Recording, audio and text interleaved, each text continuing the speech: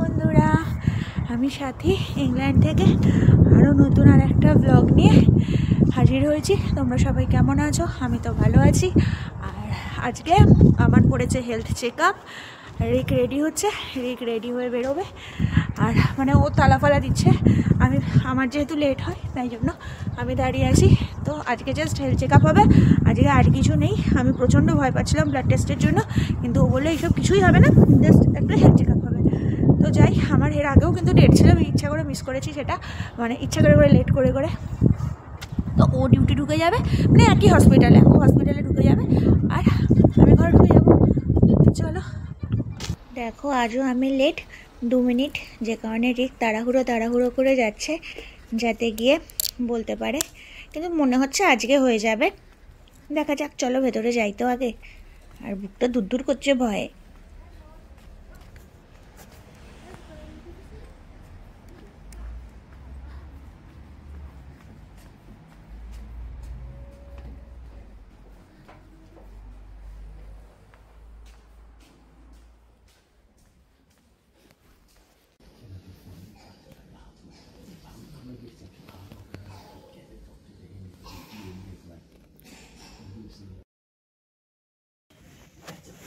দেখো, দৌড়াদৌড়ি করে আমরা দুজন এসে পৌঁছেছি হসপিটালে, ওরই হসপিটাল। কিন্তু জানি তো, তাতে কোনো আমাদের মানে তাতে এমন নয় যে আমি গেলে ফেসিলিটি পাবো।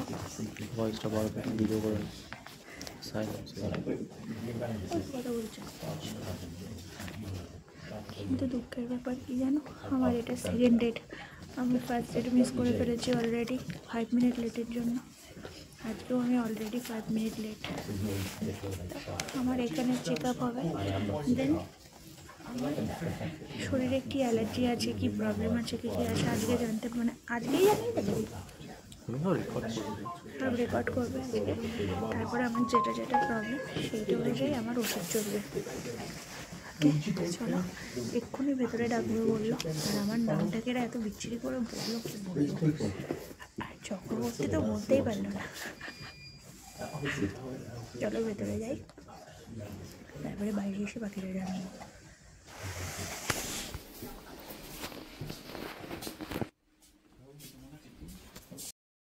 আমার মেডিকেল চেক আপ কমপ্লিট, আর রিক আমাকে পুরো মিথ্যে কথা বলে এনেছিল। আমার কত ব্লাড নিয়ে নিল জানো এখান থেকে। তবে এখানে ওরা মানে এত হেল্পফুল, মানে রীতিমতো হাফ করে ব্লাডটা নিচ্ছিলো। যখন আমি বলছিলাম এটা কি পেনফুল, বললো না, এটা মাইনার অপারেশনের মধ্যেও পড়ে না, বলে নিল। রিপোর্ট এখন কিছুই দেবে না, এবার ওরা যে রিপোর্ট দেবে সেটা মানে 1 উইক বাদে যে রিপোর্টটা আসবে সেই দেখে যে আমার প্রচণ্ড বেগুনে অ্যালার্জি বা যে জিনিসে অ্যালার্জি। এবার যেমন আমাকে বললো, আমার প্রেশারটা যেহেতু লোয়ের দিকেই, তো খাবারের একটা লিস্ট বানিয়ে দিল, এইগুলো সব বানিয়ে দিল। আর যেটা হয়েছে সেটা হচ্ছে, আমি জিজ্ঞেস করলাম যে আমার এরকম ওয়েটটা 2 কেজি বেড়ে গেছে, এর জন্য আমি কী করতে পারি। বললো যে ভালো করে এক্সারসাইজ করো, এইসব সব বলে দিল। আর বাকি সব রিককে বলে দিল, কিন্তু হাত এত ভালো বুঝতে পারিনি ব্লাডের ইয়েটার কথা। কিন্তু এখন বেশ একটু ব্যথা হচ্ছে হাতটা। তো এখান থেকে রিক ঢুকে যাবে হসপিটালে, আমাকে একা একা বাড়ি যেতে হবে। আমি ব্লাডের দিকে তাকাইনি, যেহেতু আমার এর ফোবিয়া আছে। ঠিক আছে, এবার তো রিপোর্ট বলবে, বাড়ি যাব। গিয়ে মনে হচ্ছে যেন আমার সাথে কত কী হয়ে গেছে, গিয়ে মনে হচ্ছে শুয়ে পড়লে বাঁচি। আমার অ্যাকচুয়ালি এইটাতে প্রচণ্ড ভয়। আমি আবার রিককে বলি, রিক আমি তোমার সাথে মেডিকেল ফিল্ডে যাব, কাজ করবো, বলে সেটাই বাকি আছে। সব পেশেন্ট তখন পেশেন্ট ছেড়ে তোমার দিকে সবাই ছুটবে, কেননা তুমি তো বেশি সময় অজ্ঞান থাকবে। এই চলো, হাতটা যেরকম ব্যথা করছে। ও ঠিক আছে, হয়ে গেছে, কি হয়ে গেছে? ব্যথা করছে, হয়ে গেছে মানে? চলো দেখি, মিথ্যে কথা বলে যাওয়ার সময় একটু খুলে দেবো, গিয়ে দেখবে কিছু আর না। না যাই হোক, বিনা পয়সায় হেলথের চেক আপ হয়ে গেল, মানে প্রচুর চেক আপের থেকেই হয়ে যাবে, মানে টেস্টগুলো। জানো তো, আমাদের মানে রিকের জন্য এটাই আমার একটা সুবিধা, এখানে আমাদের হেলথের কোনো টাকা লাগবে না। ইভেন হ্যাঁ, যতজন আছে মানে ইউকের এটাই একটা ফেসিলিটি। আর একটা ফেসিলিটি কি জানো, যদি আমি এখানে, এই দেখো আপেল গাছ, যদি আমি এখানে আবার পড়াশোনা করতে চাই, মানে যদি আমি কিছুদিন এখানে থাকার পর আমার এডুকেশনটাও ফ্রি হয়ে যাবে, কিন্তু আমার পড়াশোনা একটুও ভালো লাগে না। বিশেষ করে রিক বলে ভর্তি হয়ে জানলি না না বুড়ো বয়সে লেখাপড়াকে করবো, আমি তো করবোই না, সারাদিন ঘুরে বেড়াতেই ভালো লাগে। তো আমি এখন যাচ্ছি, এটা যেটাই আমি গেছিলাম মানে আমার পেছনের বিল্ডিংটা, এটা মানে সব টেস্টের বিল্ডিং, এখানে শুধু টেস্ট হয়। আর এবার যাচ্ছি রিককে হসপিটালে আমি ছাড়তে, হেঁটে ছাড়তে, গাড়িতে নয় কিন্তু। তো সানগ্লাস নিয়ে বেরিয়েছিলাম, তাড়াতাড়ি ঘরে ঢুকতে হবে, পুরো আকাশ অন্ধকার। আর আমি একটুখানি রোদ সকালে যেই না দিয়েছিল, আমি সঙ্গে সঙ্গে ঘরের সব জামা কাপড় যা ছিল সব বার করে দিয়ে এসেছি। এবার রিক ঢুকে যাবে হসপিটালে আর আমি আবার এদিকে ব্যাক করবো। ও বললো আসতে হবে না, কিন্তু তোমার বললাম না, আমি তোমাকে ছেড়েই দিয়েছি, চলো এবারও ঢুকে যাবে। এই যে রিক যাচ্ছে ঢুকে, এই যে রিকের হসপিটাল। আমি বলেছিলাম না এই হসপিটালটা এত এত বড়, এইগুলো কিন্তু সব হসপিটাল।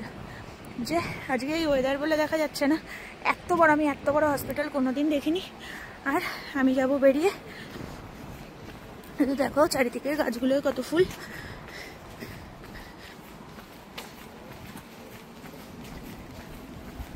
এখানটা কার পার্কিং, আবার পেছনেও আছে কার পার্কিং। এখানে কিন্তু পেশেন্টের জন্য আলাদা কার পার্কিং। এই যে এখানে আমি এসেছিলাম টেস্ট করাতে। চলো এবার আমি একা চলে যাব বাড়ির দিকে। চলো এবার যাই বাড়ির দিকে। একবার রোদ, একবার দেখো গাছটা কি ফুল ফুটেছে গাছটায়, দেখো জাস্ট ভাই করছে। দেখো এই যে, আর জানো তো রাস্তায় যেতে যেতে যে আপেল গাছগুলো, সেই আপেল গাছগুলো তো চলে এসছে ফুল। এই রাস্তাটা না আমি নিয়ে আগে কোনোদিনও যাইনি। রিক আমাকে বলেছে যে রাস্তা দিয়ে যাবে বাড়ি খুঁজে পেয়ে যাবে। আজ আমি এই রাস্তাটা ধরে যাব, কিন্তু আমি জানি না এই রাস্তাটা কোনখান দিয়ে ঢুকবো। ঠিক আছে, গুগল ম্যাপ তো আছে, ঠিক চিনে চিনে চলে যাব, অসুবিধা নেই। বাড়ি তো পৌঁছাবোই, কোথা দিয়ে যে কোন রাস্তাটা বেরোয় না অ্যাকচুয়ালি বুঝতে বড্ড অসুবিধা হয়।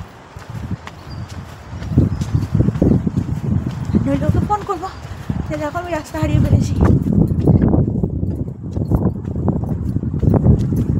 সব জায়গা দিয়ে গেলেই যখন ঘর পৌঁছানো যায়, চেষ্টা করে দেখি না। গাড়ি চলে এসছে।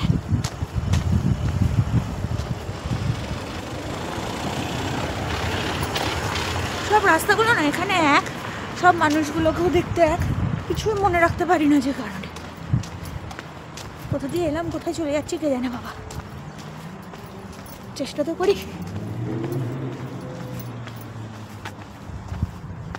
ঠিক পৌঁছে যাবো। আর না রিকের মা বলবে একা ছেড়ে দিবি, ছেড়ে দিলি ওকে, ও পৌঁছবে কি করে, হ্যাঁ নতুন জায়গা, ও কি করবে কিছু চেনে না, এরকম বলবে। তো ঘুরে ফিরে একই জায়গায় এলাম, দেখা যাক কোথায় যাই এই রাস্তা। কেন না রিক বলে একটু একা বেরোবে তবেই তো শিখবে। কিছু কিছু জিনিস আমি চিনে রাখি, যেমন চার্চগুলো, এখানে তো অনেক চার্চ, ওইগুলোই আমি চিনে রাখি, যে এই চার্চের পাশ দিয়ে গেলে এটা, ওখান দিয়ে গেলে এটা, এইভাবে চিনে চিনে পৌঁছে যাব।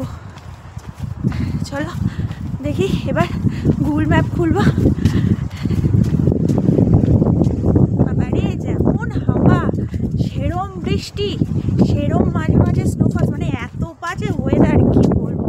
আর হাতটায় দিচ্ছে খুব ব্যথা, কত কত রক্ত নিল, মানে একটা মানে এখানে প্রায় 13-14টার মতো টেস্ট হবে, যে কারণে রিক জানতো ব্লাড টেস্টের কথা বললে আমি বাথরুমে ঢুকে স্নান করতে গিয়ে ইচ্ছে করে করে দেরি করতাম।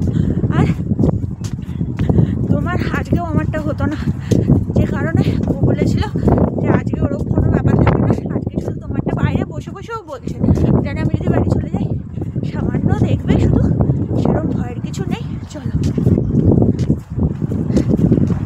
দেখা যাক।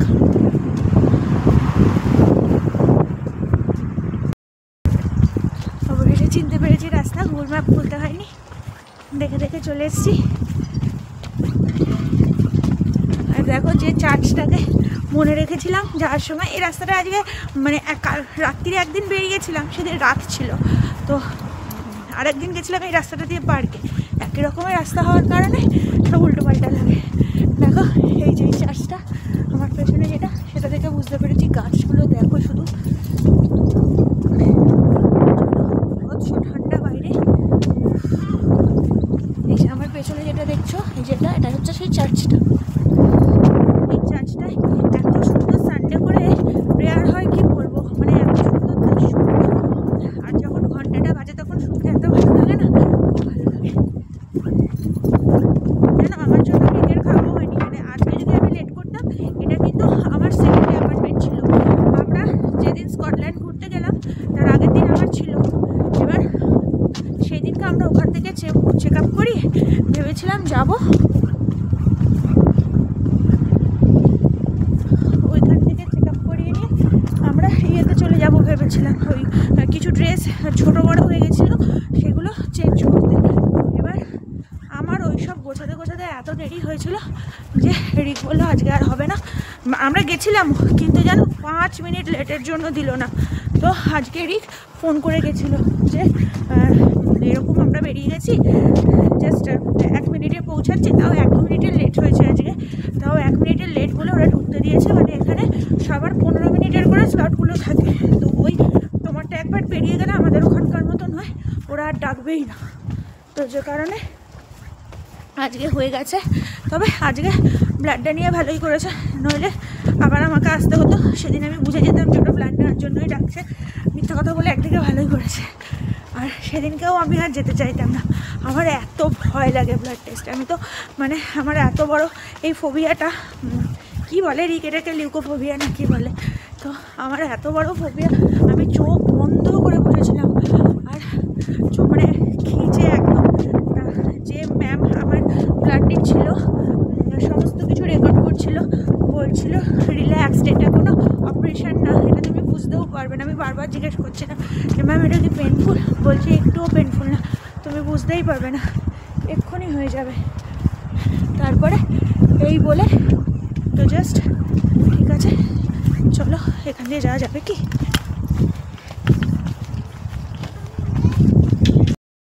এটা সেই পার্কটা যেটাতে আমি আর রিক মাঝে মাঝে এসে বসি। জানো তো রাত্রি 12টা সাড়ে 12টার সময় যখন পিৎজা খেতে যাই, কখনো কখনো মন ভালো না লাগলে, তখন আমি বলি পার্কটার মধ্যে দিয়ে রিক আমরা দুজন এই পার্কে যদি দোলনাগুলো তুলতে শুরু করে, বলে আমি বসে পড়বো, দেখবো 90 কেজি ওয়েটকে কে নাড়াতে পারে, এরম বলে। চলো এসে গেছি ঘর, রাস্তা হারাইনি।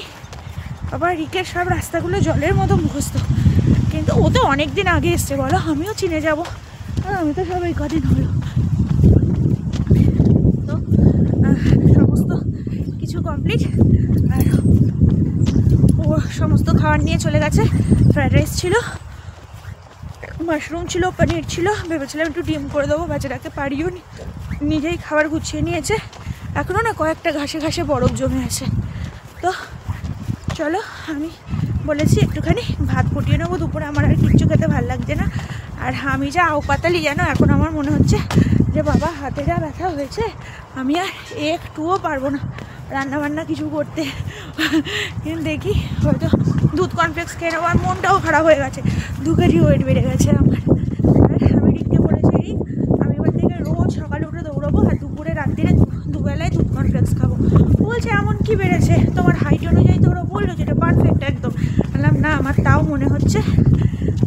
এদিকে ওরা আমাকে একটু হাই প্রোটিন খাবারই খেতে বললো, কারণ প্রেশারটা অনেকটা লোয়ের দিকে। তো বললো ঠিক আছে, এই প্রেশারটা অ্যাকচুয়ালি ভালো, খারাপ না, মানে হাই না থাকাই ভালো, হাই প্রেশার। তো চলো, আর বাকি তো সব বাবারে একটা রেসিং কার আসছে সাঁই সাঁই করে। তো চলো যা যাক। এবার এই টেস্টগুলো হয়ে গেলেই যেন আমাকে ভর্তি হতে হবে কার ড্রাইভে, কেননা এখানে কিছু জিনিস লাগে। এবার এরপর ড্রাইভিং স্কুল ভর্তি হব। তারপরে এটা হয়ে গেলে রিক বলেছে যে যদি পসিবল হয়, ও যদি তার আগেই বাইকের লাইসেন্স পেয়ে যায়, তখন আবার বাইকটা করিয়ে দেবে আমাকে, যাতে লাইসেন্স পেয়ে যাই। তো চলো একদম ঘরের সামনেই এসে গেছি, আর ভালো টাইমে এসছি, মানে এক্ষুনি ঢুকবো আর হয়তো বৃষ্টি নামবে। জামা কাপড়গুলো গিয়ে তুলে নিতে পারবো।